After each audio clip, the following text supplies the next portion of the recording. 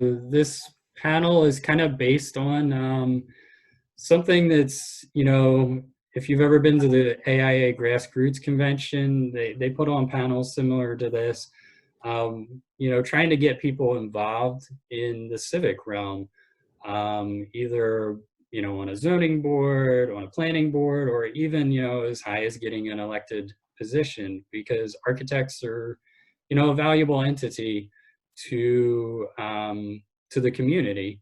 And, for us to get out and have a bigger voice, through a member being on one of these boards is something that will help everybody out.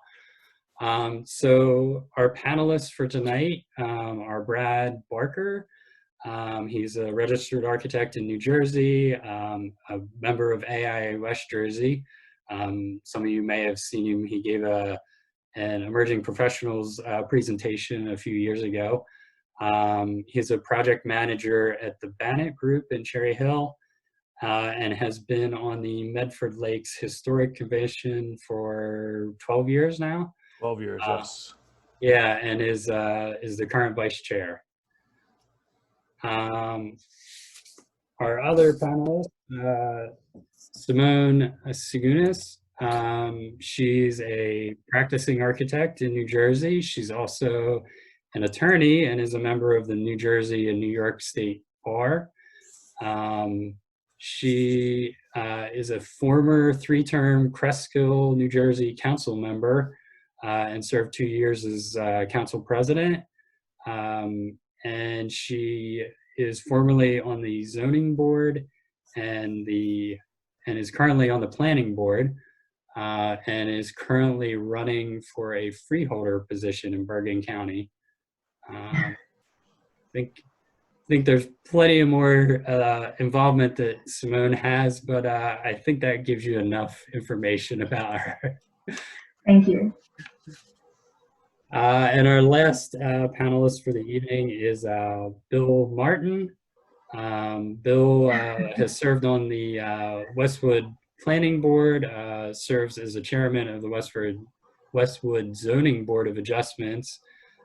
He serves on the Cloister Historic Preservation Commission and the Bergen County Historic Preservation Advisory Board, as well as being the principal architect and guiding member or guiding influence of the firm WJM Architects in Westwood, New Jersey. So I thank Bill for joining us this evening as well. Thank you. All right. So I guess to start off, just want to kind of ask all of you, I guess, what was your first civic involvement, and what was the reason that you decided to get involved in the position? Was it something positive or negative that you saw happening in your community, or did somebody just reach out to you and think that you needed to get involved? Who do you want to answer that?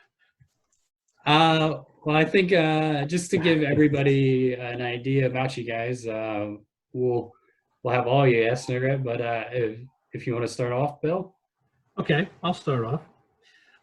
My first civic involvement was triggered by the what I thought was a negative event.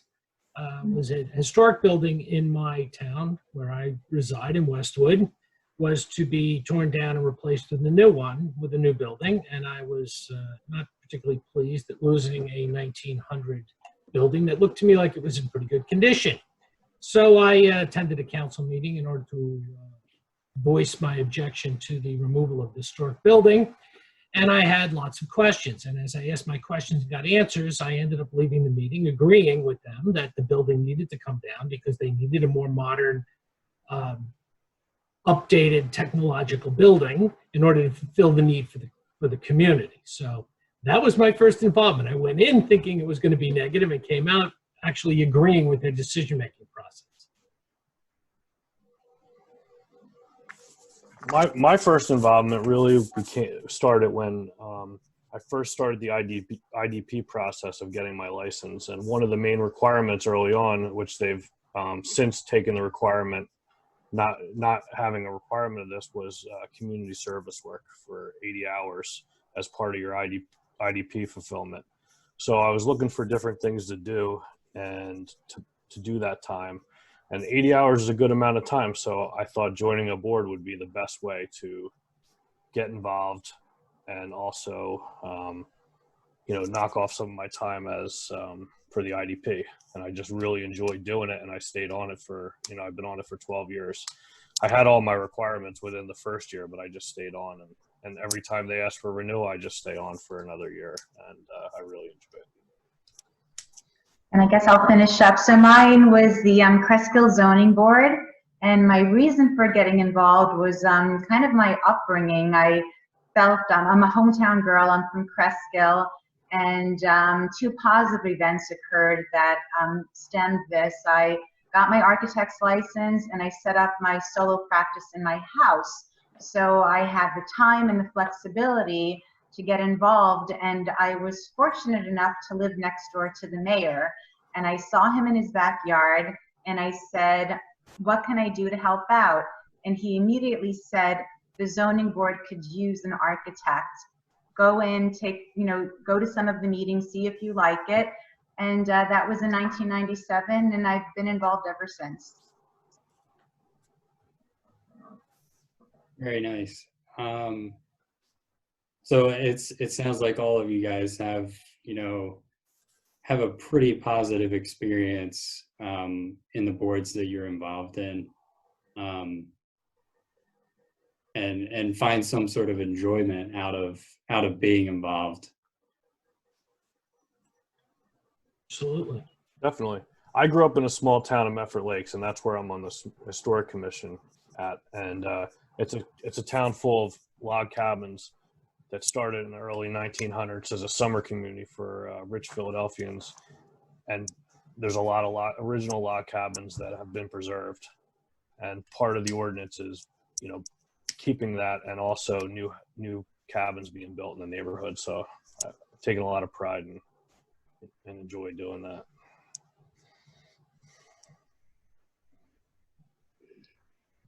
So Bill, can you speak on how do you seek out an appointed position, like a planning board or zoning board, and what you should and shouldn't do to get yourself involved? Sure. As I was describing earlier, my first involvement was actually attending a council meeting. After that, someone in the community reached out to me and asked me if I would be interested in a position on one of the boards. And that's how I ended up getting appointed to the zoning board as an alternate the first time 26 years ago. But the do's and don'ts of this, you have to remember that, it can be a political process. Fortunately, on the local level, in most of the towns in New Jersey that I have appeared at and seen, it's more about helping and giving back to the community than it is about what your political affiliations are. But you do have to realize that the appointments or the population of these boards, the populating of the boards, those decisions are made by your governing body, by elected officials, the mayor and council people, depending on the type of government that your town has. But if you're interested in a position on one of the boards, and I do recommend that architects try to focus on getting on, either the planning or the zoning board, where you can use your training to actually make a difference. There are other boards, though. There's Board of Health, there's library boards, there's other types of boards and such. But what I would do is you want to write a letter to the mayor, attach your resume, and basically express your desire to want to give back to your community. I mean, this is why we all want to do this anyway. So express that concern, not a political agenda, but a concern for the community and the fact that you're an architect. Submit that, as a letter to the mayor. attend the following council meeting and just ask if the letter was received so that the other members of the body know about it. And then if there's an opening, they may ask you to join one of the boards. If there's no opening, they may tell you that, you know, when an opening happens, that, you know, they'll contact you. But that's basically how I would go about trying to get attention as being desirous as to wanting to be on one of these boards. I would agree with Bill, and I would just, before even, you know, submitting your letter to the mayor and council, your letter of intent is, you know, like I mentioned earlier, sit in on the boards, see what you like better. Planning board is very different than zoning board. Zoning board is a board of use variances, and planning board is a board of permitted uses. So you're dealing with different types of scales actually in your community. And but I actually I think it's nice to kind of work your way up the ladder. I started with zoning board and then I moved on to planning board, and it really gives you a nice feel for how you can help the community, and they will appreciate it. You know, unfortunately, most members don't even know how to use an architect scale. Bill, I don't know if you've seen the same in your. Yeah, I bring my tools of the trade with me to every meeting, so I have the scales available. And likewise with Brad on the historical commission, architects are key. They play a key role in that board because of their sensitivity to preserving the, you know, the values that the town has inherently earned. I mean, Cresskill was the site of the Spanish flu, and now we have, you know, COVID, so we're being hit from one to the other with the Camp Merritt facility here. Yep. So, but I'll let Brad speak a little bit on his opinions on how to get involved with historical commission. I think one way to help people get involved, my boss when I was a young architect early on in my career, he always asked me to go to planning and zoning board meetings with him, even though I wouldn't be the one presenting at those boards because I didn't have my license. He would bring me along, and, you know, I would help him with some exhibits and stuff, but he would really try to engage me to be interested in those boards, and that helped me a lot in my career. And, you know, seeing how the boards went, so when I have to present the boards, I have an understanding of it, but also interested in the board because, you know, I had the experience with it.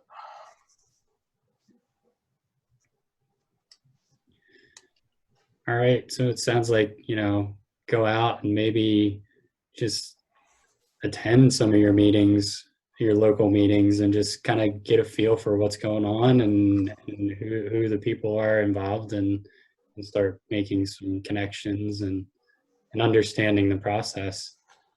So I guess, Brad, you know, what are the responsibilities of a person who's on a historic commission, and what should people like prepare for when they want to join the historic commission? I mean, like we just said, you should definitely go and sit in on some of the meetings, but maybe you can give them some heads up before they go ahead and do that.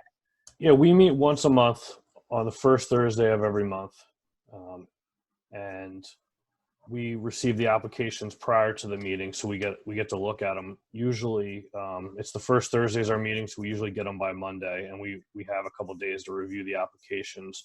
Medford Lakes is mostly a residential town. There's only probably half a dozen businesses, so usually we drive by the house and see, you know, what's going on there.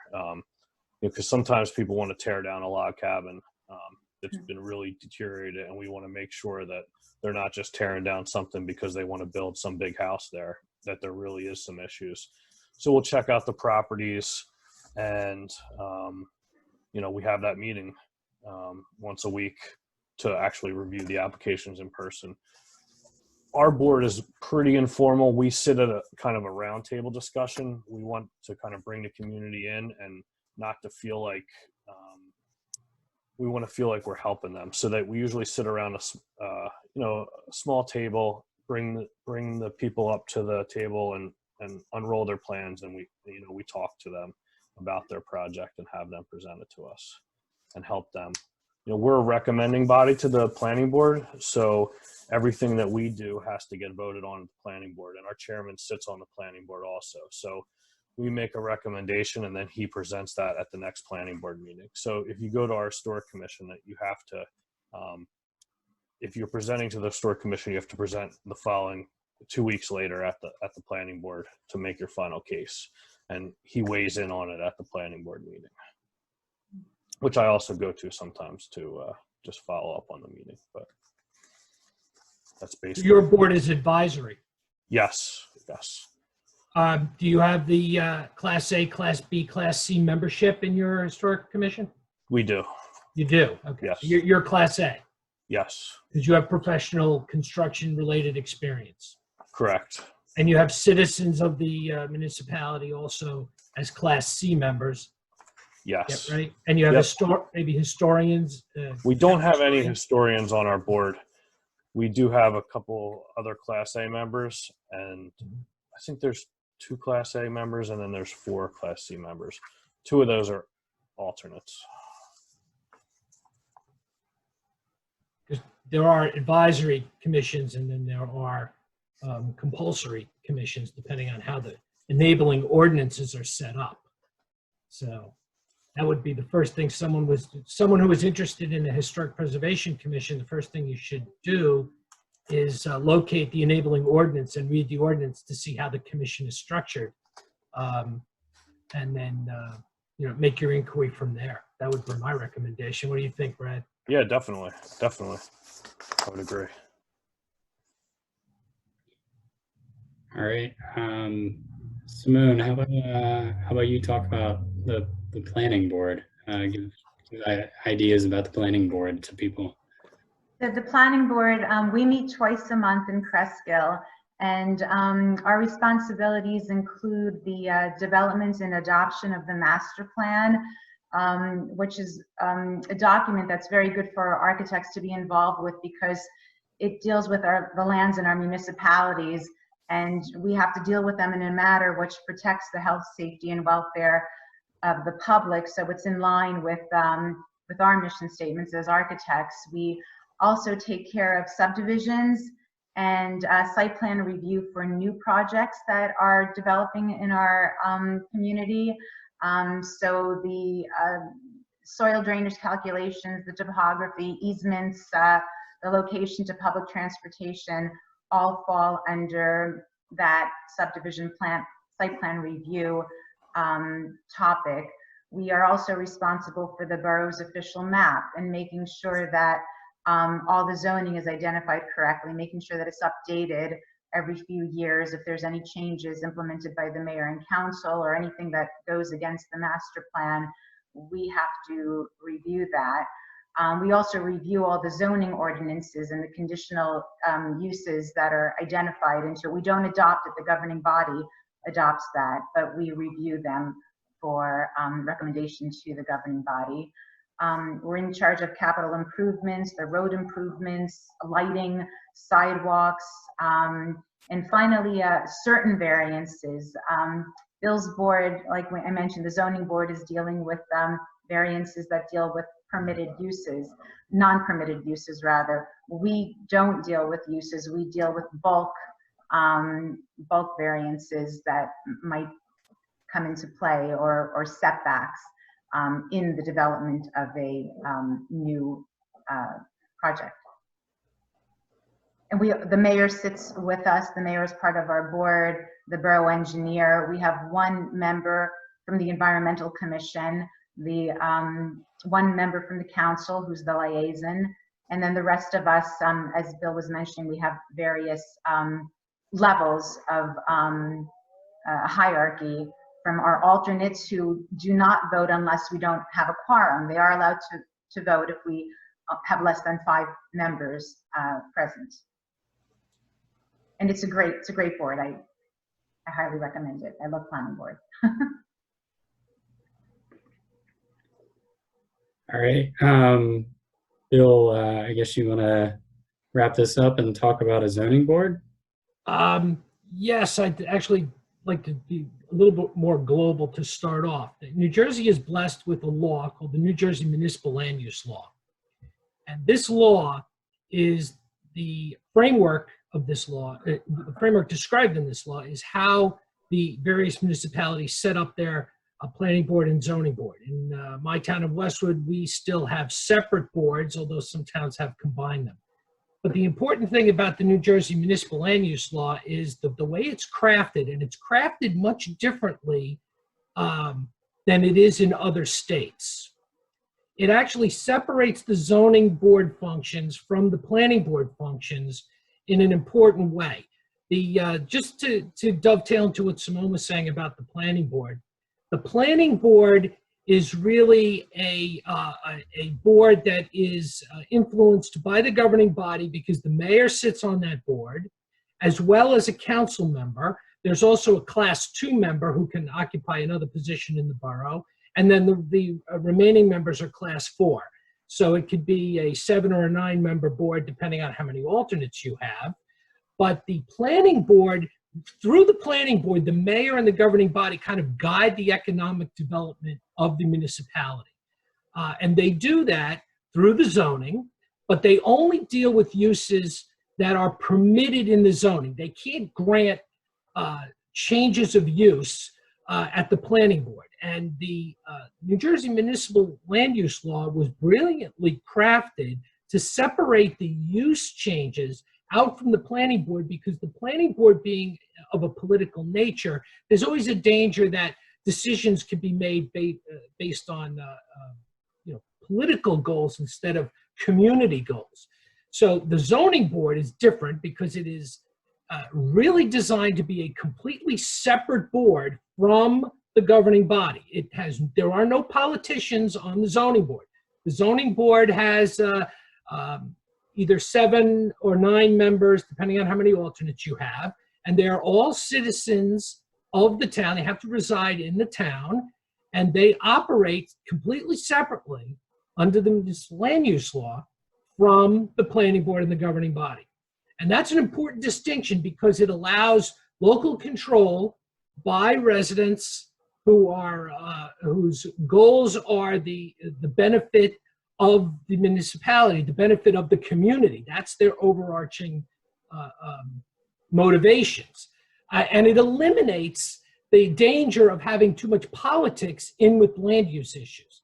The reason why it's important is because when you change the use of land, or when you grant permission for a property owner to use their land for a use that differs from the permitted uses, that can have a tremendous influence on the value of that land. So you have to be very careful how those decisions are made. And the New Jersey Municipal Land Use Law brilliantly separates those functions to allow for much better decision-making when it comes to the changing of the use of the property. And that's the big difference between the planning and the zoning board. So when you make an application and you want to build an apartment building in a single-family zone, that's not permitted in the single-family zoning, so you're going to the zoning board. And those decisions are very carefully reviewed, and the criteria that the zoning board has to use to evaluate those applications is very clearly spelled out in the law itself.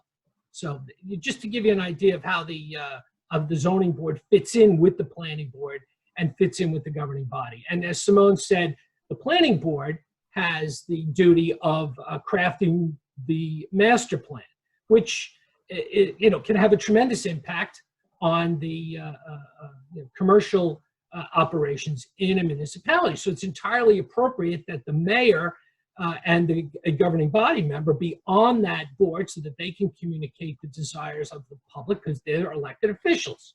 So you see these boards have different functions, and the way it's set up, it's designed to protect the interests of the community.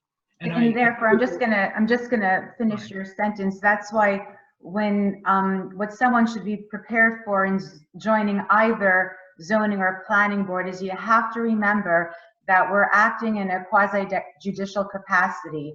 So our board is like a court and we're like judges, and everybody has a duty to act impartially and base your decisions only on the evidence that's presented at the hearing. Nothing, and if you hear anything extraneous, you have a duty to report it, to get it on the record at that hearing so that everything is, disclosed. But, and finally, because of all of these constraints that, you have to take into consideration, another one is it's considered best practice.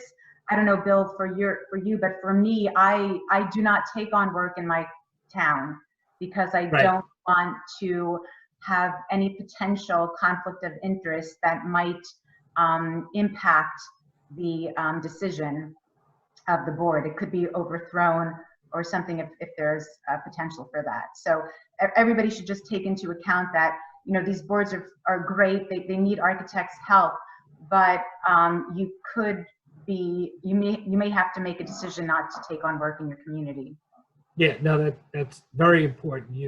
I also will not take on work in my own town because there's always a danger of a conflict of interest, and that's something that absolutely has to be respected. And I have this issue because I'm the Class 2 member of the planning board as well as the chairman of the zoning board.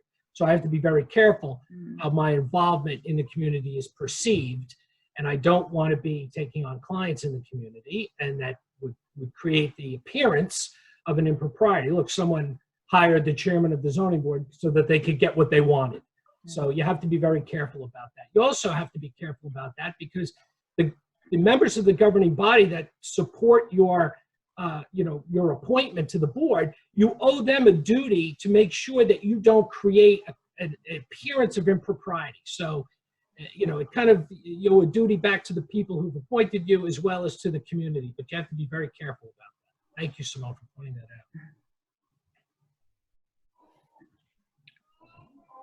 out. So I guess, it's kind of brought up, the time involved being on one of these boards. Can you kind of give people an idea of what kind of time commitment they're looking at before they commit themselves? I'll start. I spend about 2 to 3 hours a month on the Historic Commission. It's really not a lot of time on my end, just depending on the number of applications. It could be a little more or less. Sometimes I'll just refresh myself with the ordinance before the meeting and I'll review the applications, but usually the night of the meeting, it's no more than an hour and a half. We usually only have about 4 or 5 applications a month at 15, 20 minutes a piece. So it's really quick on our end compared to zoning and planning, which tend to be, meetings tend to be a lot longer. Ours are pretty quick. And then anytime that we would go by a property that we're looking at to see what is going on there, the time involved in that. But, let's say 4 hours a month at the most, but usually less for historic. Okay. So it's not a burdensome amount of hours. No, not at all. And, really probably won't affect your commitments to your work or anything. The only things that happen is my commitments to work for a zoning and planning board meeting sometimes happen the same time. Usually, they're Tuesdays or Thursdays in most towns, and I'll have to decide whether someone else is going to present at that board. Since I'm the vice chairman now, I like to attend my meetings, so I'll usually send someone else to the other board meetings.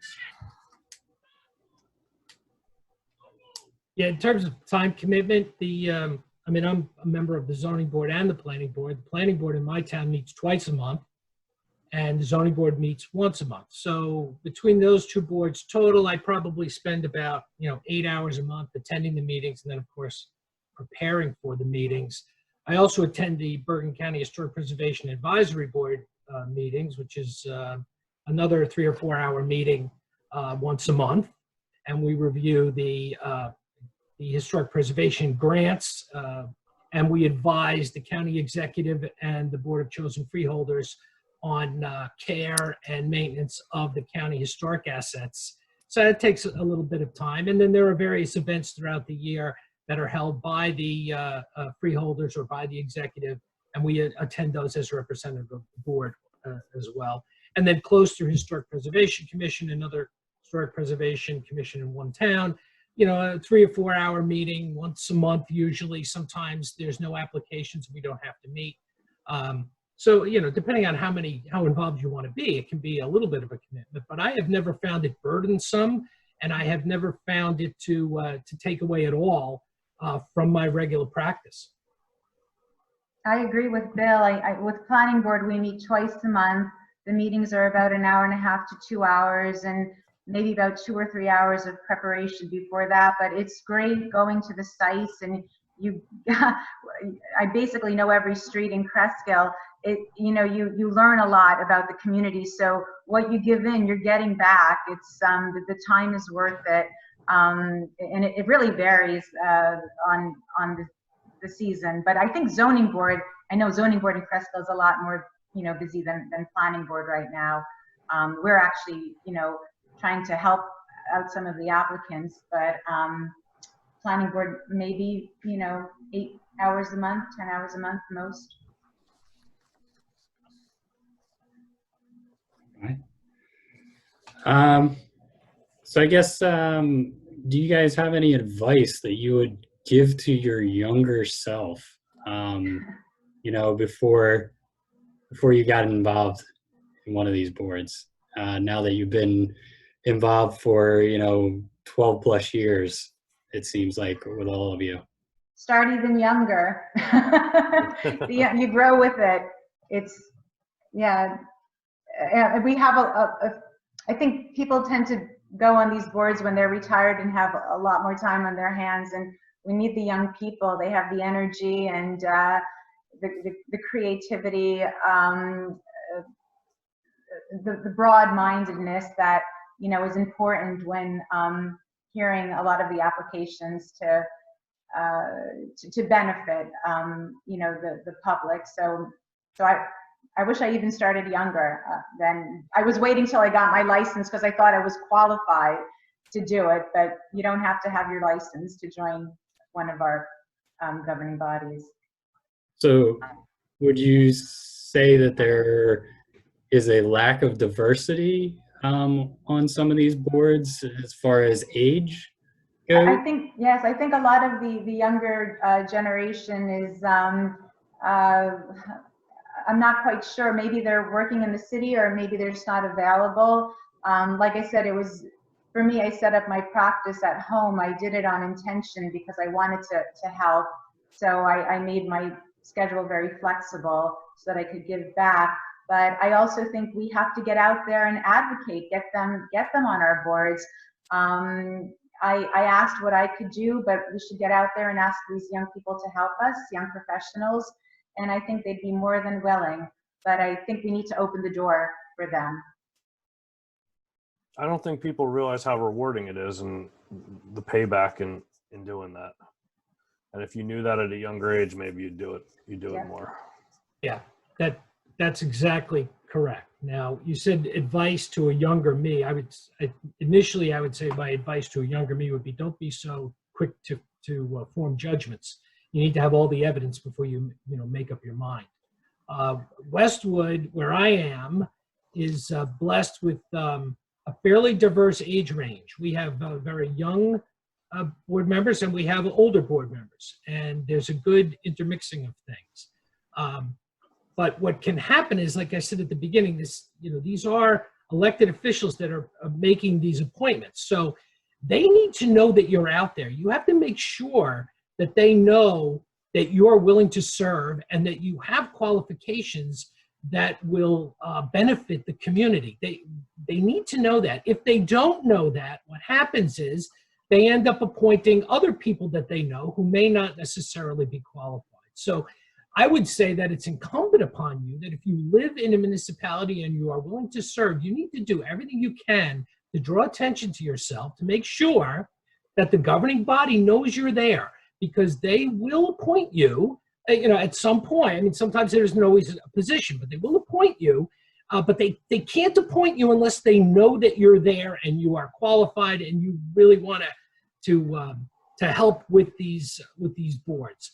The other bit of advice I would give myself, having been serving on 2 boards for the last 25 years, is that when you do get appointed, it takes a little while for you to learn the rules. I mean, there's a lot of legal aspects to it. This is, as Simone pointed out, you're standing in judgment of someone's application. They're spending a lot of money. So there's a lot of things that you have to be careful of how you conduct yourself. And it takes a while. It takes about 6 to 9 months, actually, to really fully absorb the vibe of all the rules and how they're applied. So usually when you get appointed for the first time, they'll appoint you as an alternate, which means you're participating, but you're not always voting on matters. So my advice would be is if you are appointed, take your time to absorb and learn the rules. And it's not just about reading them. You need to see how they're applied by the chairman, by the more experienced board members, and learn from them before you start jumping in. You have to be careful how you conduct yourself at the meeting. So that would be my advice to my young Yes, person. and go to attend the mandatory training. There's training for zoning and planning board members. So they're conducted several times a year, Right. mainly by planners and attorneys. So I really, maybe we should get some architects out there teaching these classes as well. It would be a benefit really to the boards to have that instruction. Not only having architects serve on the boards, but having architects teach the courses to the other members. I agree completely, Simone. If you want to set something up, I'm with you.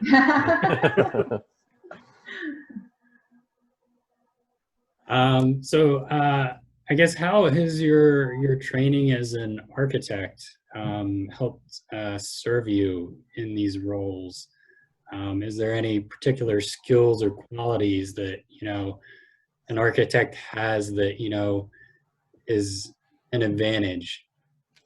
Well, the biggest skill is we're usually on the other side of the table a lot of times presenting our case to most of these boards. So you get a lot of experience really quick by doing it and see how, it impacts your project and, what's going on in the town and what the agenda is for the town and what they want to build and, how they want to shape their town. You learn that really fast by, working in a town.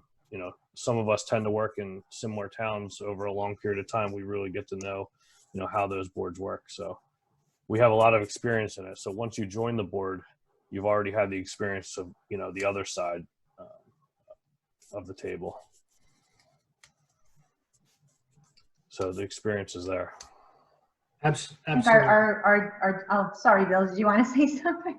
No, go ahead, Simone. So I think our skills, our creativity and our, design sensibility, we're problem solvers, we're team players. I think the most important thing that we do well as architects is we can't build what we design by ourselves. We rely on a team. So we know how to direct people. We know how to see the project through. We work under constraints, budget, site constraints, time, weather.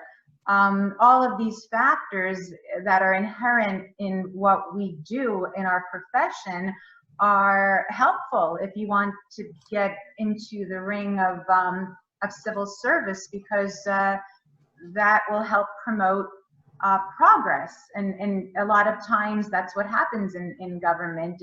Things go to a standstill because there's no deliberation, there's no communication, there's little engagement. And I think the value that an architect brings to the table is our ability to collaborate. That's absolutely 100% correct. We are trained problem solvers. We can absorb building and site related information quickly. So when applicants submit applications, we go through the drawings, we can absorb the information quickly because we do this for a living. In solving problems for our clients, we can get an idea very quickly as to what the professionals that are advising the applicant are trying to accomplish. And sometimes they're driven by the applicant, and sometimes they're driven by the professional, as to what you see in the drawings. So this allows you to, in a sense, when we used to get crits in college, you can ask questions of the professionals and dig deeper into as to exactly why they set the buildings up and the site up the way it was. So being able to quickly absorb information and ask relevant and meaningful questions at the hearing is a huge asset to either the planning or the zoning board, and the governing bodies will understand that. These elected officials will understand that. And to what Brad was saying about being on, which side of the dais are you on? Are you on the judgment side, or are you on the presentation side? It really gives you a tremendous insight as a presenter of applications as to what goes on in the minds of the board members as they're, reviewing applications. So it, in effect, makes you a much better architect, because you can understand both sides of the process here in a way that I don't think anyone else could. I mean, perhaps maybe a site engineer or someone would come on a board and would have a similar skill set, but I think that architects who are interested in their communities are uniquely qualified to do this at a much higher level than other professions or other lay people from the community. So there's really a lot to be gained by the person who volunteers, as well as the community for these types of things. We are trained problem solvers. This is what our communities need. They need us to volunteer for these positions. Agreed. So I guess that kind of brings up another topic. You're on these boards with other members of the community, and do you find that to be a struggle at times, or having to, because you have a better understanding of what's being presented to you, do you spend time explaining it to other people on the board, or and then maybe that's an advantage to an architect being on one of these boards or commissions? Well, we're not supposed to discuss Right. things with our other board members. You have to remember that part of the rules of this is that you're supposed to come to a judgment based on the information that is presented by the applicant.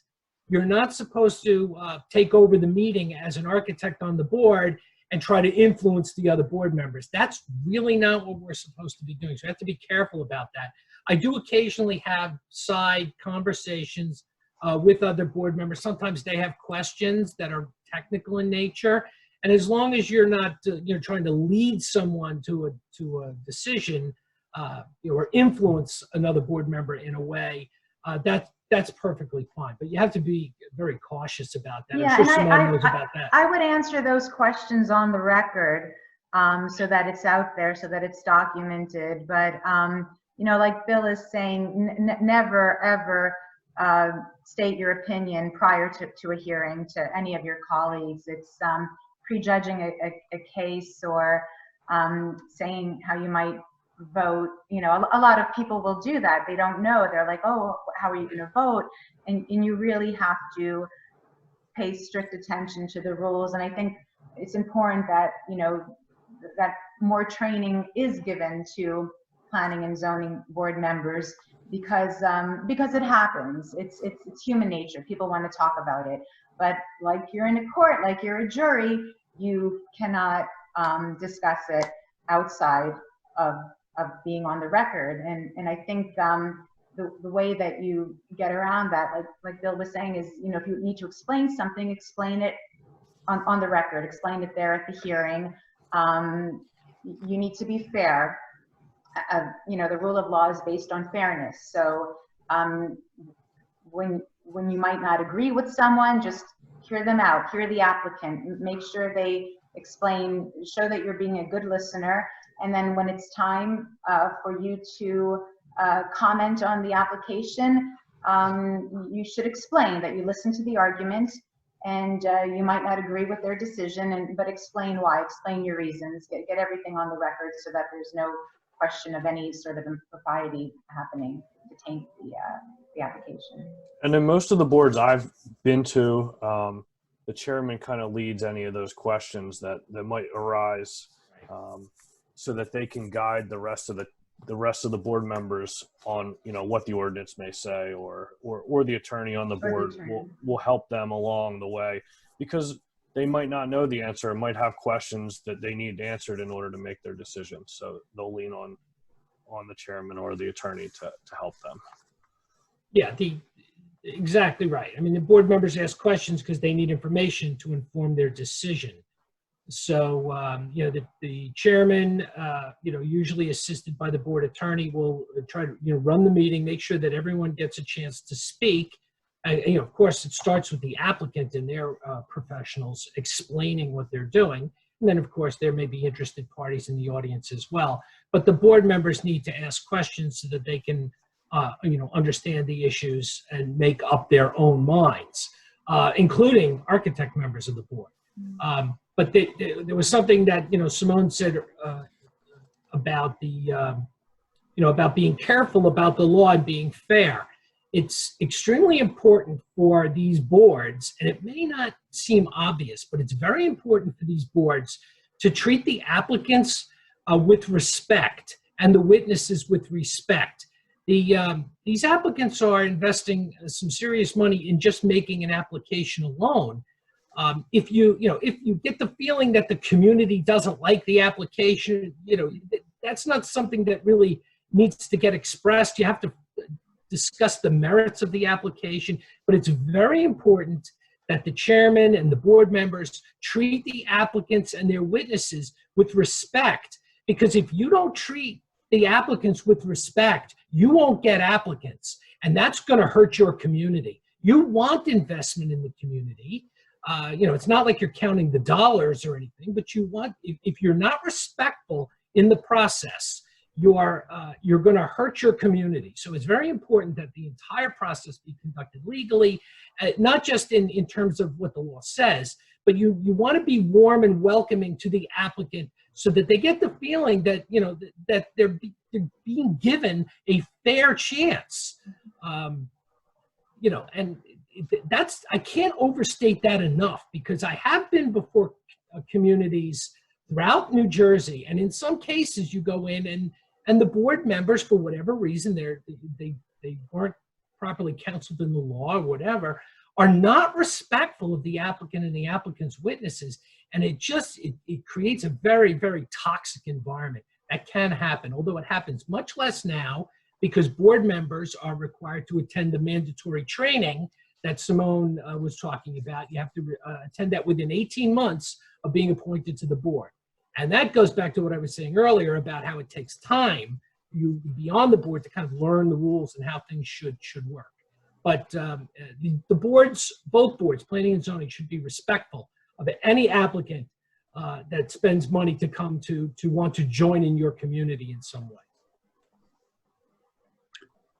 Okay, I think we're gonna jump to some of the attendees' questions.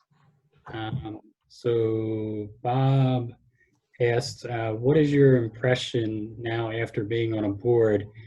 Is it what you expected? I'll go first. You know, the one thing I didn't expect is you can get some angry town members sometimes come into your board meeting, presenting their case, and you know, they want to do whatever they want to do on their property. And that happens quite a bit, and they'll say, it's my property, I should be able to do whatever I want, and they're pretty angry about it. So that's something I was never really prepared for. And, you know, when that happens, sometimes you're a little thrown off guard because you didn't realize, you know, at first that things like that could happen. So that's the only thing unexpected that's really, you know, happened to me along the way. Yeah, we get that. We get that. You know, what's nice though on the alternative is that you will see someone in Kings or walking down the street or at the post office, and you'll get that thank you. You know, even if you get a one thank you a year, it just makes it all worthwhile. People really appreciate, and a lot of times they're like, you mean you're volunteering? You're doing all that work and you're not even being paid? People can't understand what we do for our communities, but I think it's that reward. And you know, some people, you might get an email 2 years later saying, I'm so glad you spoke out, because you know, nobody else was speaking for us. And you know, and that's, again, getting it on the record. Everybody on the board might be going in a different direction, but you got to vote with your heart and with your gut.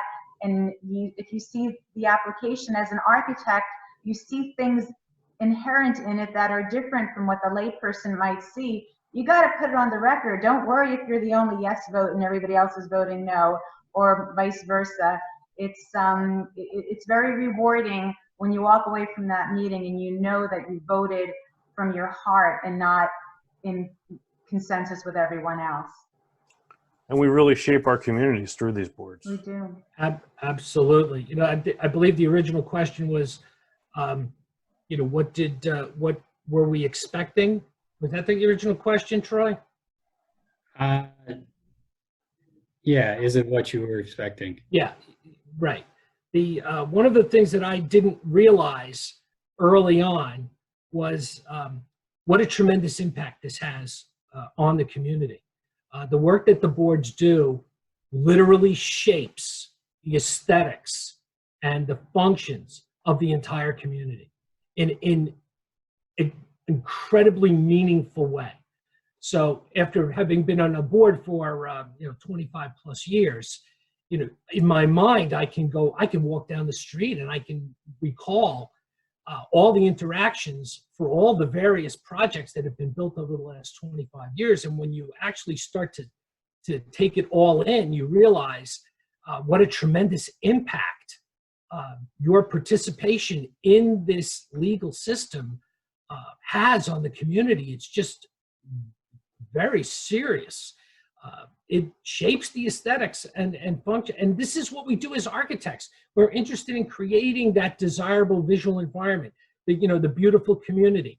This is how you can be involved in an incredibly meaningful way. And it took me quite a few years to realize how significant that impact was. And it is a significant impact. So I encourage everyone out there, become part of your town's planning or zoning board. Make sure the governing body knows you're out there. Okay. So Kim asked a question. It was in response to something that Bill said. Has AIA changed the position that it's a violation in their code of ethics to sit on a board that you potentially do projects in that town? And her comment was, unfortunately, many people do projects in the town in which they live in.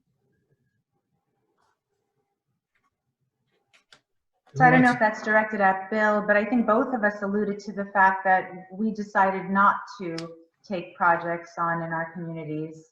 And I do the same too. I wouldn't take any projects in my community. Yeah, we need to be absolutely clear about this. New Jersey has an ethics law, and that ethics law identifies conflict of interest.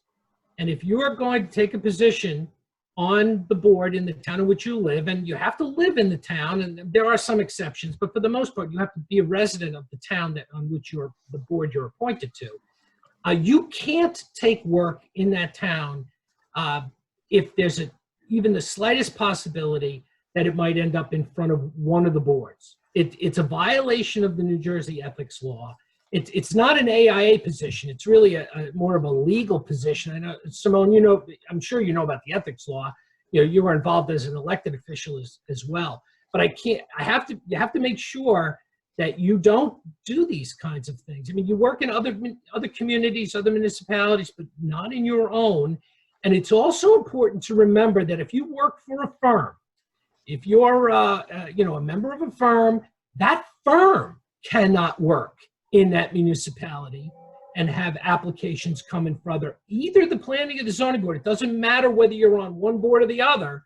Your firm is excluded from working in that community. So you have to realize there could potentially be an impact. So if you're going to accept an appointment to one of these boards, you have to evaluate how it potentially might impact the firm you're working for, or if it's your own firm, how it might impact your own firm.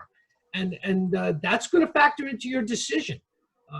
But I still manage to find plenty of work in surrounding municipalities. I work in a 5-state area, so my radius is larger than just my one town. But I cannot overemphasize enough is that when you create a conflict of interest and you act in a manner that is a conflict of interest, you could be putting yourself and your firm in legal jeopardy. So you have to be very careful about that. Thanks, Bill. You actually answered questions as they were coming in. Okay. I was asking if I work at a firm, does that affect my firm's ability to work in the town? It does. In fact, I'll give you another example. My brother is an attorney. He's a partner in a firm that does land use work. And his work in that firm has nothing to do with land use. But when that firm represents an applicant in front of one of the boards, I recuse myself from the proceeding. I actually get up and walk off the dais, not because there's any kind of a problem making a decision. It's just simply the fact that my brother is a partner in that law firm. And I owe it to the elected officials that appointed me to not create the appearance of an impropriety. So I will recuse myself and step down on that application.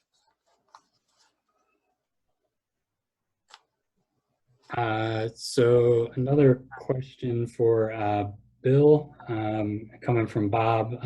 If one is on a zoning board and approves the land use variance, will they also discuss planning requirements, but that change of use, or will they now forward the application to the planning board? I know some towns do not do that and leave it with the zoning board. The land use law doesn't allow applications to jump from board to board. If the zoning board, you're in front of the zoning board because your use does not conform to the zoning. There's 6 different categories of zoning board required variances. But for the most part, the use doesn't fit. I used the example earlier. You want to build an apartment building in a one-family home zone, so you're in front of the zoning board. If the application is successful, the zoning board retains jurisdiction over that application through the site planning process, parking, landscaping, lighting, stormwater management. The zoning board handles all of that just as the planning board would do. The big difference is that the planning board can't deal with the use issue. So if there is a use issue involved, the zoning board handles all of those items.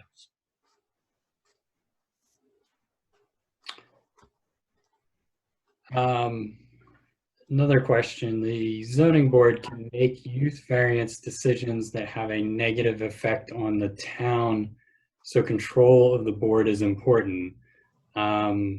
Ask Bill about minority control of zoning board. 3 members of 7 voting members can be defeated at a bad use variance development. Simone, why don't you talk about the legal aspects of that? So there's so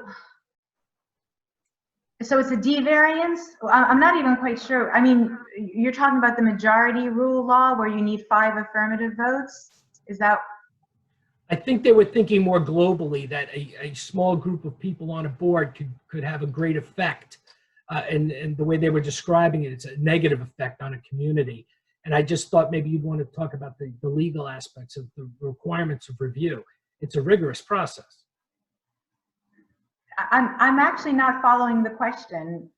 Sorry. Troy, can you repeat the question? So the zoning board can make use variance decisions that have a negative effect on the town, so control of the board is important. Ask Bill about minority control of the zoning board. 3 members of 7 voting members can defeat a bad use variance development. So that's the 3. It depends on whether it's a C or D variance. The 3 votes, maybe the 5 votes. Again, this is it should not even be an issue because they should not be on the board. Like we finished saying, there you can't have any sort of control over the board. If there's a small minority of 3 members that are going to steer an application towards a use that's not permitted and it's a bad decision for the community, speak up about it on the record. You know, the other members should be vocalizing it. That there's no way to prevent somebody from voting the way they're voting, but you have to advocate, again, like I said, we said, in all fairness, let everybody speak, but explain the reasoning to try to steer the decision directed towards smart growth. I mean, there's nothing you can do off the record. You can't go to these people and tell them don't vote that way. It's against the regulations. You're not allowed to talk to them. Right, but the land use law has very specific criteria that the board members need to use. And the discussion of the board as they deliberate on an application should focus on that criteria. The zoning board is not there to make land use changes that were not intended by the governing body. The zoning board is there to act in judgment. For instance, let's say you have a use that is a relatively new use that wasn't contemplated when the zoning ordinance was created. This is what the zoning board will do. But the criteria that's applied in that case, and in case for all uses that don't meet the zoning, is that it's not supposed to be detrimental to the zone plan or the zoning ordinance. There needs to be an explanation as to why it is not detrimental to the zone plan and zoning ordinance. And you find that explanation usually in the goals and objectives of the master plan. So the planning board does the master plan. The zoning board is using the master plan as a guide to make decisions that don't conflict with the zone plan and zoning ordinance. And the applicant's job is to convince the board members that their application does not conflict, not that it doesn't conflict, but that it is not detrimental to the zone plan and zoning ordinance. Unless that they can do that, if they can't convince 5 out of the 7 board members, because you need a supermajority to get a use variance, you need 5 affirmative votes. If they can't convince 5 board members that their application will not cause substantial harm to the zone plan and the community, then they are not going to be successful. The board is not going to approve it. The board should not approve any use that is not seriously vetted in relationship to those requirements. It cannot be detrimental, substantially detrimental to the zone plan and zoning ordinance. So there are protections in the law to prevent small groups of allied people from hijacking or otherwise creating conditions that would lead to poor decisions on the board.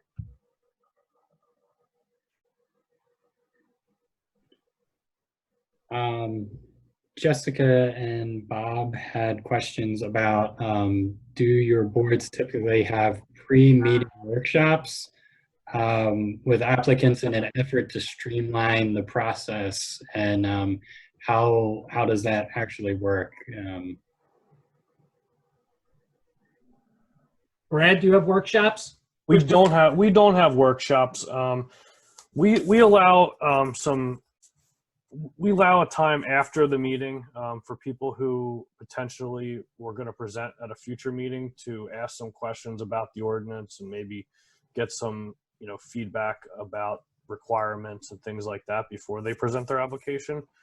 But we don't really have workshops because we're a little more informal about how we do things, and we sit around a table. I would say our meetings are more like workshops than an actual planning zoning board meeting. Because they have to present to present to the planning board after they present to us. We don't have work sessions either. We have during our agenda there is a time when the borough engineer reviews the application, and at that point the applicant is there. It's prior to a public hearing. It's basically a completeness check to see what needs to be done. But that's the extent of our, we don't have that much of an overload to necessitate work sessions. In my view, it depends on which board you're talking about. At the beginning of every year, the boards meet to reorganize, and they choose it, and they vote on a chairman and a vice chairman. They also vote on a set of procedural rules, and those procedural rules will have as part of them a work session versus a public session. Sometimes it's built into the procedural rules. Now, as far as the planning board goes, because the planning board contains a mayor and a council member and is part of the economic driver of the community, at least in Westwood, the planning board has work session once a month and then a public meeting. So they have 2 meetings a month. And at that work session, any applicant or potential applicant can come in and just introduce themselves at the meeting and say, I'm thinking about doing this. I'm thinking about doing that. What do you think? And then you can't give them a judgment over an application, but you can give them some general guidance as to how they should make their application, things that they might want to be aware of, or things that they might want to take into account in preparing their application. So the work sessions can be very effective. And again, in being respectful to someone who's trying to make an application. People are spending money. They're hiring attorneys, they're hiring architects, engineers, traffic experts and such. And, to have them come in for a work session, can be helpful so that they understand all the requirements that the board would expect in terms of the information, like reports and drawings and documents and elevations. It helps them to understand better as to, why they're spending all this money and what is needed in order to get a decision from a planning board. Now, on the zoning board side, you have to be very careful. We don't have work sessions on the zoning board for the simple reason that the zoning board members are quasi-judicial. The decisions that are made at the zoning board can have tremendous effects on the value of land. They can either raise or lower the value of land depending on what the decisions are. So you can't have a work session situation at the zoning board where the applicant is trying to fish out whether or not they think they might have a chance for an approval. You can't make a decision. You can't tell the applicant whether or not they have a chance until you've heard all of the evidence. And I mean all of the evidence. You need a complete, total presentation, total application by a well-prepared applicant before you can say, I'm leaning towards this because I think it's not detrimental. The master plan seems to encourage this. Comments like that, if they happen too early on in the hearing, can be damaging to the decision of a board. And if the board or an interested party decides to sue the board because they feel the decision has been made in error, behavior like that can come out in court, and judges can reverse decisions or throw out decisions or remand for the correction of defects in the procedure. So for the zoning board, I don't think work sessions or workshop sessions are a good idea. We don't do it in Westwood. But for the planning board, I think it's a very important tool for the planning board to help encourage economic development in the community. And I think it just is relative to how your, like Bill was saying, how your meetings are conducted. So I guess inherent in our public meeting is a work session because we do allow the public to come in and speak, but it's not termed a work session. Some planning boards do have it on an alternative night or even an hour before the regular public hearing, but in Cresskill we don't.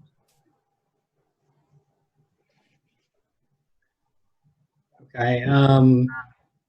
Simone, we didn't really touch on your other involvement in the community. Of course, you are a previous council member in your town. I guess that's a completely different realm from what we've been talking about with planning and zoning boards. So, I mean, if you want to talk about you know, why you got involved there and how that differs. I mean, obviously it's a much wider array of issues that you're probably dealing with. It's actually it's related. I was first appointed actually to the mayor and council because I had to fill an unexpired term. So the mayor knew I was involved with the community, being on zoning board and then being on planning board, and he asked if I would join. And the first thing I said is, oh, I won't do it if I have to leave planning board because I enjoy serving the planning board. And he says, no, if you're a council member, you could be the liaison to the planning board, which allowed me to keep my connection to the planning board, where I do feel architects are integral. And then being on the council, it was at first, yes, like Bill was saying, you feel the waters. The first year was very difficult. You're almost afraid to speak, and you see things going maybe not in the right direction that you would like to see them take. And that's really what prompted me to go to law school. I said, I just need to get some more background in understanding the language of the law, knowing how legislation is made, the ordinances that are happening in town. And the mayor and council were very receptive. So I went to Rutgers Law School daytime, full-time, so I could have my evenings free for the council meetings. And that really gave me the ability to be a better problem solver and spot better issues. And I think if there's one thing that law trained me, that architecture school didn't train me as well in, I would say, is the ability to argue all points of views. I mean, I remember when I was in law school, I struggled a little bit. My professor's like, well, you're an architect. You can't tell your contractor, you have to give them a specific beam size. You can't say, you can use this one, or you can use this one. As a matter of fact, if you use this one, whereas law kind of teaches you to argue all sides of the story. And I think that's kind of what makes you become a little bit more of a better negotiator.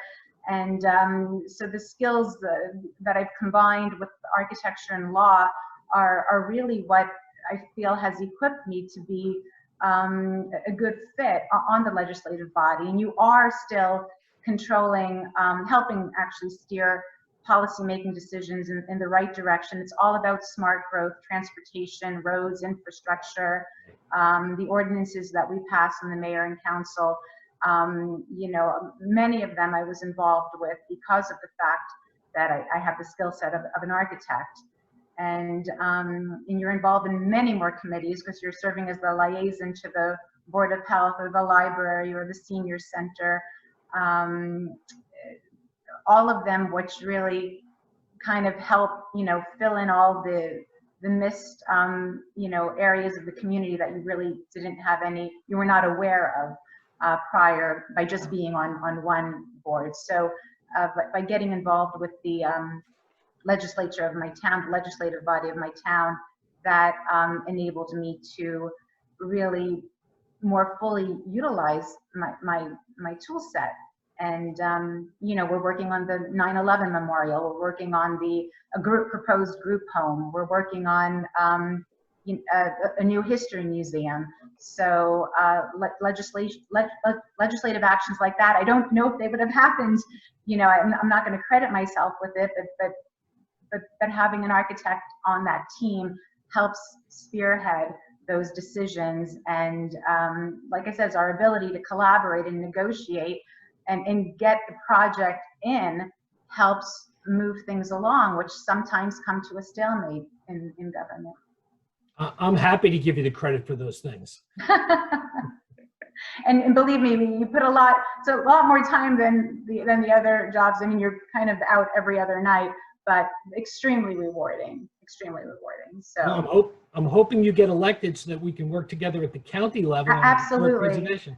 Yeah, it's something we have to do. We have to advocate for architects on our legislative boards. If I could serve as the voice of AIA New Jersey, it would be an honor. So I guess that kind of leads into a question from Andrew.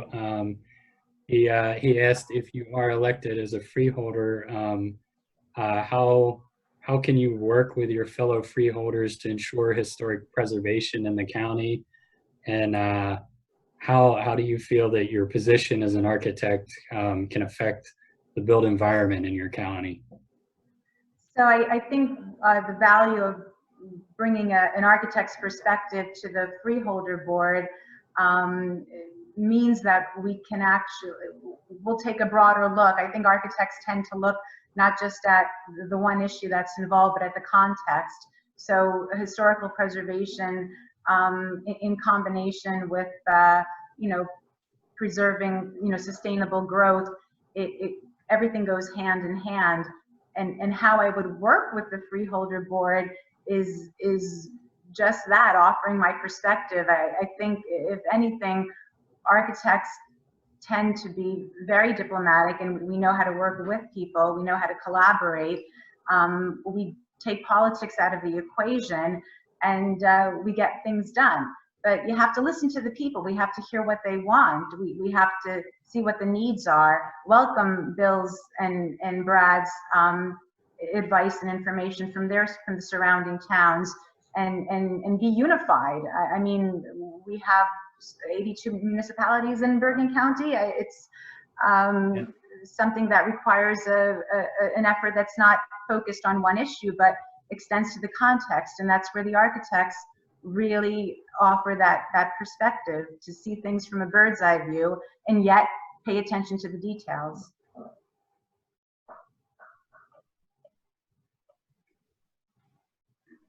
Let's see.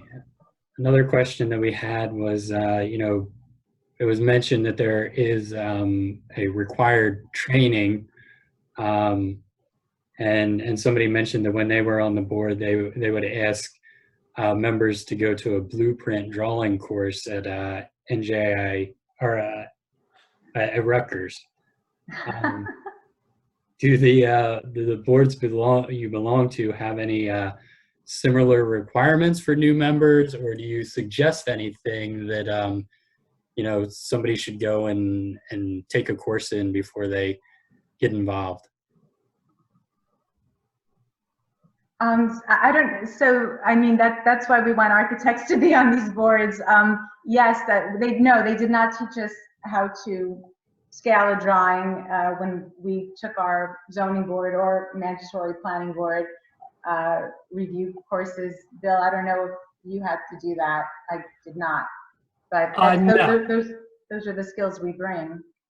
Yeah, it goes back to New Jersey municipal land use law and the way this is structured. Board members are members of the community. They're not required to have any special skills. The special skill that they bring is their desire to help the community. So there's no additional conditions that you learn how to read blueprints, or that you even know anything about building. You're there to listen to applications, you listen to explanations as to why people want to do what they want to do with their property, and you're supposed to have an open mind and an unvarnished process by which you make these decisions. So there's no particular requirements other than this mandatory. It's now mandatory. It wasn't always, but it's now mandatory. And the reason for that is that the state wants to make sure that the people that are appointed to these boards have at least a minimal understanding as to the importance of what they're doing. When you go to this training course, it's a 5-hour course. It takes 1 day.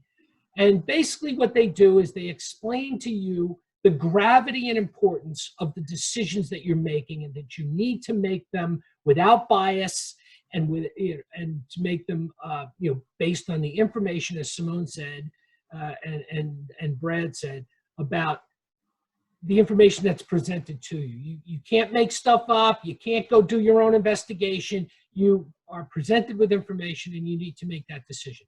And these decisions need to be made by people who are invested in the community. There's no other requirement to be on the board is to be a resident. But architects are particularly good board members because of the skill set and because of our training in solving problems and trying to balance the requirements of structure against the requirements of HVAC, and those types of skill sets are very valuable. It makes us very valuable board members. But it doesn't give our vote any more importance than the vote of the board member sitting next to us, who may have a job in the city selling stocks. You don't need any special requirement or any special skills for that.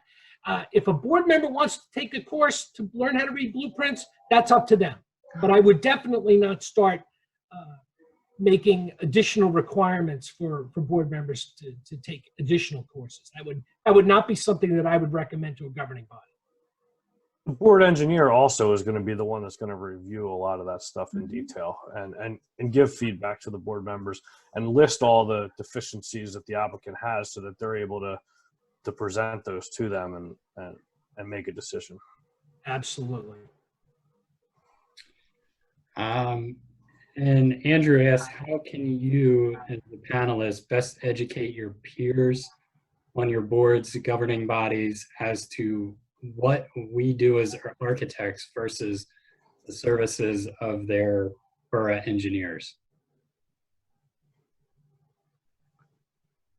I would say the borough engineers are hired by the township. They're actually a paid consultant by the town that reviews the drawings for conformance with the ordinance, and presenting and giving feedback to the board as to what the deficiencies are on the application and issues that have come up along the way that might need to be taken care of as part of the meeting.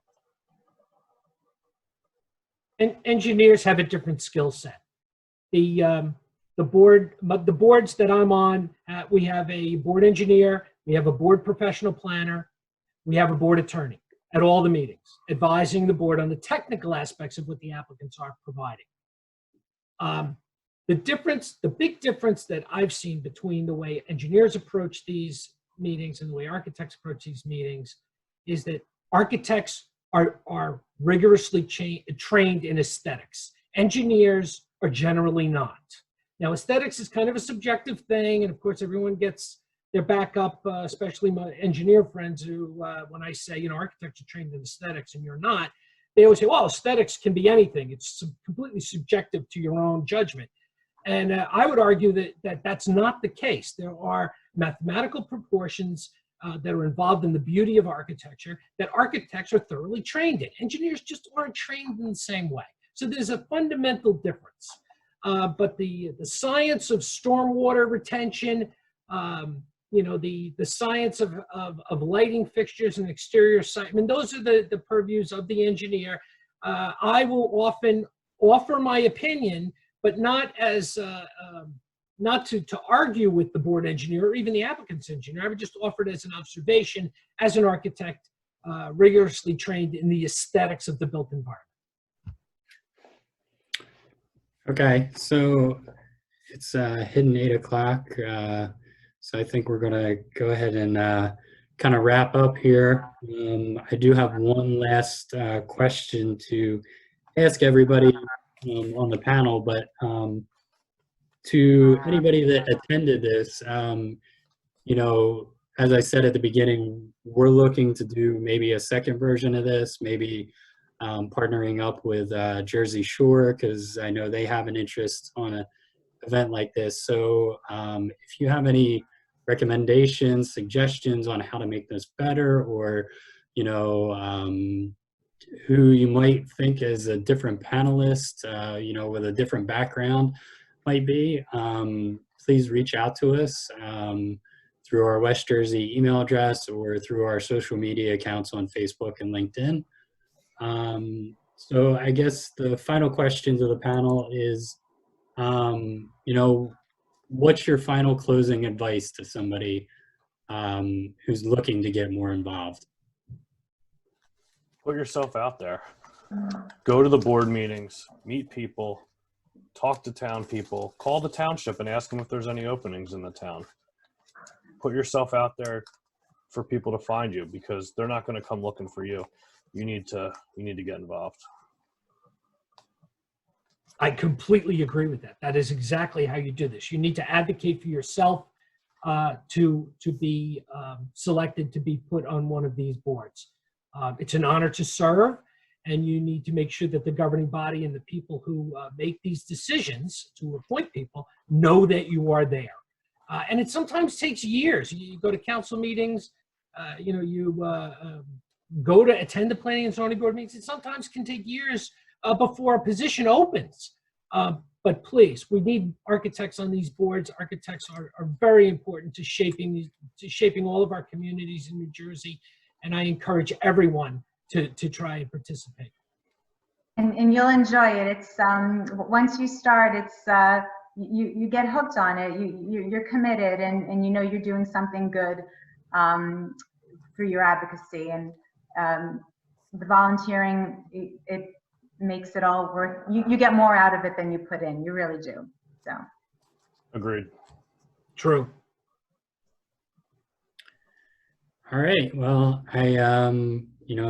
thanks to our board member, our panelists for participating. I hope everybody, learned something out of this, and I appreciate all the attendance. Definitely a very well attended event compared to what usually we see at our in-person events. We thank you, Troy, and AIA West Jersey. Thank you for putting this on for us. It's great. Thank you, Troy. Absolutely. And anybody can get in touch with us too if they have further questions. You're welcome to share our email addresses or cell phone numbers. Okay. You can just Google me. Google me. If you can't find them through Google, definitely reach out to AIA West Jersey and we'll get you in touch. Yeah, this is a great program. Thank you to Troy and to West Jersey for proposing this. I look forward to seeing what you put together with did you say it was Central or Jersey Shore? Jersey Shore. Jersey Shore. I look forward to seeing a panel from that area as well. This is very valuable. Okay. I also want to throw a thanks to Jessica O'Donnell. She was gathering up questions from the chat board and passing them on. And as I said, if there were any unanswered questions, we'll try and get you some answers. Yay, Jess. Thank you, Jessica. Thanks, Jess. All right, everybody, have a good evening. And good night, everybody. Look to Stay see you safe. at the next meeting. Bye. Good night. Take care.